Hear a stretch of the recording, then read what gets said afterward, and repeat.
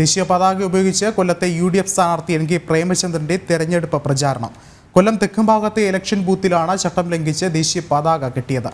സംഭവം വിവാദമായതിനെ തുടർന്ന് പതാക പിന്നീട് നീക്കം ചെയ്തു. കഴിഞ്ഞ ദിവസം രാത്രിയിലാണ് കൊല്ലം തെക്കുംഭാഗം തേരുവിളയിലെ UDF ബൂത്തിൽ ചട്ടം ലംഘിച്ച ദേശീയ പതാക ഉയർത്തിയത്. NK പ്രേമചന്ദ്രന്റെ തെരഞ്ഞെടുപ്പ് പ്രചാരണത്തിന് തയ്യാറാക്കിയ ബൂത്ത് ഓഫീസിലായിരുന്നു ദേശീയ പതാകയെ അവമാനിച്ചത്. RSPയുടെയും കോൺഗ്രസിന്റെയും കൊടികൾക്കൊപ്പമായിരുന്നു ദേശീയ പതാക കെട്ടിയത്. വിഷയം വിവാദമായതിനു പിന്നാലെ ദേശീയ പതാക പാർട്ടി പ്രവർത്തകർ നീക്കം ചെയ്തു.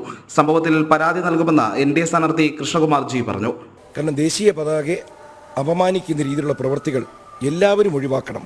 ചിലപ്പോൾ പൂർണ്ണമായി ഇതൊരു തെറ്റായിട്ട് കാണാൻ പറ്റിച്ചാൽ അബദ്ധത്തിലൊരു പ്രവർത്തകൻ ചെയ്തതാണെങ്കിൽ തെറ്റില്ല. പക്ഷേ ഇത്തരം ഒരു സംഭവം നടന്നിട്ടുണ്ടെങ്കിൽ അത് കേസ് കൊടുക്കണം. കേസ് കൊടുത്തിട്ട് ഇത്തരം തെറ്റുകൾ മേലിൽ ആവർത്തിക്കാതിരിക്കാൻ ഉള്ള നടപടികൾ സ്വീകരിക്കാനും പാർട്ടി നേതാക്കൾ ശ്രദ്ധിക്കേണ്ടതാണ്.